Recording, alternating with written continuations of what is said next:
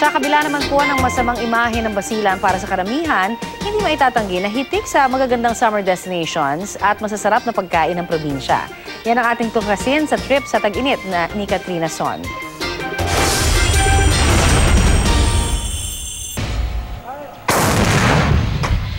Rebelyon at kaguluhan, yan na siguro ang mukha ng Basilan para sa marami sa atin. Pero sa likod ng kaguluhan, nagkukubli rito ang isang paraisong naghihintay lang na masilayan. Sa bayan ng Lamitan, makikita ang naggagandahang dagat na pwedeng pasyalan, bughaw na tubig at malapulbos na buhangin na ipinagmamalaki ng Luksumbakang White Beach. 100 pesos ang renta sa mga cottage dito at wala ring entrance fee.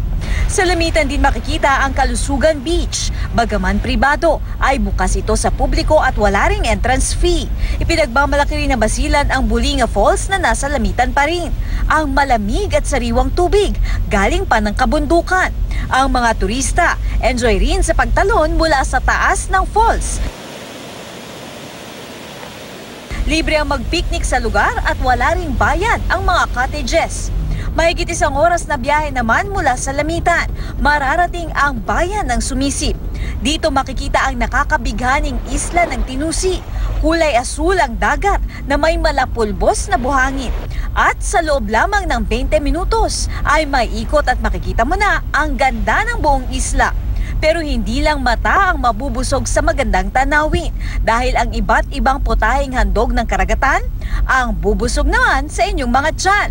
Ang mga ito, sariwang hinango mula sa karagatan. Lasapin ang sarap ng native food ng probinsya na sweet and sour kuratsa. Tikman din ang mga pagkain gaya ng kalia manok. Native chicken ito na niluto sa gata. Pati na ang syagol pagi. Pagi ito o stingray na inihaw, hinimay at saka niluto sa gata at nilagyan ng sili. Gaya ng ibang lugar sa Pilipinas, ang probinsya ng Basilan nabiyayaan din ng likas na yaman. Dumating sana ang panahon na makamtan nila ang kapayapaan para ang gandang taglay ng Basilan masilayan ng nakararami. Katrina Son, GMA News.